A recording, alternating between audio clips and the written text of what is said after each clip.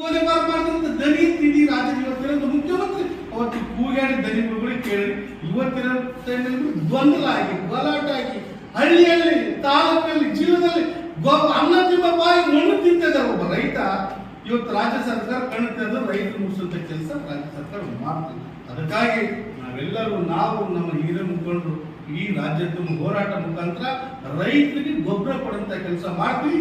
ಎಲ್ಲಿ ಬಚ್ಚಿಟ್ಟಾರ, ಎಲ್ಲಿ ಗೋಡನಲ್ಲಿ ಐತಿ, ಎಲ್ಲಿ ರೇಟ್ ಹೆಚ್ಚಿಗೆ ಮಾಡ್ಬೇಕಂತ ಯಾವ ಹಳ್ಳಿಯಲ್ಲಿ ಯಾವ ಊರಲ್ಲಿ ಕೂಡ ಅದನ್ನ ಹುಡುಕಾಡಿಸಿ ಅಧಿಕಾರಿಗಳ ಕರ್ಕೊಂಡು ಹೋಗಿ ಅದನ್ನ ಹೊರತರಂತ ಕೆಲಸ ನಾವೆಲ್ಲರೂ ಮಾಡ್ತೀವಿ. ಯಾಕಂದ್ರೆ ಈ ಪರಿಸ್ಥಿತಿ ಆದ್ರೆ ಯಾವ ರೈತಿಗ ಆಗಲ್ಲ. ರೈತ ಪಾಪ ಏನ್ ಮಾಡ್ಬೋದು? ನಮ್ಮನ್ನ ಹೇಳ್ಬೋದು ನಿಂತ್ಕೊಂಡು ಅಂಗಡಿಯಲ್ಲಿ ಮಾತಾಡ್ಬೋದು. ಸರ್ಕಾರ ಕೂಡ ಹೋರಾಟ ಮಾಡುವಂತ ಶಕ್ತಿ ರೈತಿಗಿಲ್ಲ. ಇವತ್ತು ನೋಡಿ, ಒಂದು ಈಗ ಸಿಗ್ಲಾರ ಒಂದಲ್ಲ, ಇವತ್ತು ಈ ದೇಶಕ್ಕೆ ಪರಿಹಾರ ಕೊಡುವಂತ ಕೆಲಸ ಸರ್ಕಾರ ಮಾಡ್ತಿಲ್ಲ. ಬರೀ ನಮ್ಮ ಕ್ಷೇತ್ರದಲ್ಲ, ಇಡೀ ರಾಜ್ಯ ತುಂಬಾ ಇವತ್ತು ಕೇಂದ್ರ ಸರ್ಕಾರ 3,450 ಕೋಟಿ ದುಡ್ಡು ರಿಲೀಸ್ ಮಾಡಿದ್ರು ಕೂಡ ರೈತರಿಗೆ ಬೆಳೆ ಬಂದು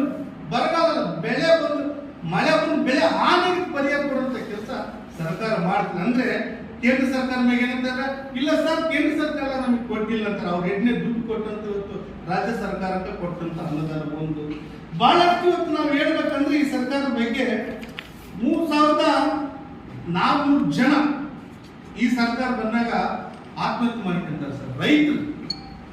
ಈ ಸರ್ಕಾರ ಬಂದ 23 ಹಿಡಿದು 25ವರೆಗೆ ಇನ್ನೊಂದು 2-3 ತಿಂಗಳು ಹೋದ್ರೆ 26 ಹೋಗ್ತೈತಿ. 3,400 ಜನ ಇವತ್ತು ಎಕ್ಸ್ಪೋರ್ಟ್ ಆಗಿರ್ಬೇಕು. ರೈತ ಆತ್ಮಹತ್ಯೆ ಮಾಡ್ಕೊಂಡು ಇವತ್ತೇನು ಬೆಳೆ ಮಳೆ ಬಂದು ಹಾನಿ ಎಲ್ಲ ಸಾಲ ಮಾಡ್ಕೊಂಡು ಸರಿಯಾದ ಸರ್ಕಾರ ಸವಲತ್ತು ಸಿಗಲಾರ್ದ ರೈತ ಆತ್ಮಹತ್ಯೆ ಮಾಡಿ. ನಾನು 2 ದಿನ ನಿಜವಾಗ್ರಿ ನಾನು ಇದ್ದಿಲ್ಲ. ರಾತ್ರಿ ಬಂದೀನಿ. ರಾತ್ರಿ ಬಂದಾಗ ಸೂಚನೆ ಇತ್ತು, ಒಂದು ಬೇರೆ ಕೆಲಸಗಳು ನಾವು ಊರಿಗೆ ಹೋಗಿದ್ದೆ. ಅಂಥದ್ದು ನಾನು ಬಂದಿದ್ರೆ ನಾವೇನು ಹೋರಾಟದಿಂದ ಬಂದು ನಾವು ಅಧಿಕಾರದಲ್ಲಿ ಸ್ವಲ್ಪ ದಿನ ಅನುಭವಿಸಿದ್ವಿ. ಹೋರಾಟದಿಂದನೇ ಭಾಳ ಅನುಭವಿಸ್ತಾ ಇದೀವಿ ಜೀವನದಲ್ಲಿ. ಅದಕ್ಕೆ ನಿಮ್ಮ ಸಹಕಾರ ಸಹ ಇರಲಿ. ನಿಮ್ಮ ಸಹಕಾರ ಬೇಕು. ನೀವು ಕೇಳಿದ್ದು ನೀವು ಹೇಳೋದ್ರಲ್ಲಿ ಸತ್ಯ ಐತಿ. ಯಾಕಂದ್ರೆ ನಾವು ಮಾಡಲೇಬೇಕು. ನಮ್ಮ ಜವಾಬ್ದಾರಿ. ಒಬ್ಬ ರೈತಗೆ ಒಬ್ಬರು ಸಾಮಾನ್ಯ ಜನರಿಗೆ ಅನ್ಯಾಯ ಆದಾಗ ನಾವೆಲ್ಲ ನಿಂತಿರ್ಬೇಕಾಯ್ತಿ. ನಮ್ಮ ಕಡ್ಲಿಂದ ಅದು ಟೈಮ್ ಆಗೈತೆ. ನಾನು ಇಲ್ಲ ಅಂತಿಲ್ಲ.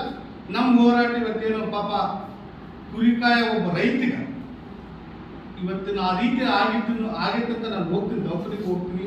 ಹಾಗಂತ ಅದಕ್ಕೆ ಆದಂತ ಗಾಯ ಏನಾಗೈತೆ ಅದೆಲ್ಲ ಡಾಕ್ಟರ್ನ ಕೇಳ್ತೀನಿ.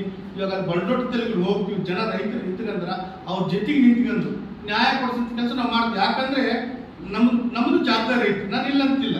ಒಬ್ಬ ರೈತರಿಗೆ ಅನ್ಯಾಯ ಆದಾಗ, ಒಬ್ಬ ಕಾರ್ಯಕರ್ತರಿಗೆ ಅನ್ಯಾಯ ಆದಾಗ, ಒಬ್ಬ ಕೂಲಿ ಕಾರ್ಮಿಕನಿಗೆ ಅನ್ಯಾಯ ಆದಾಗ ಕೂಡ ನಾವೆಲ್ಲರೂ ನಾವು ಒಬ್ಬರೇ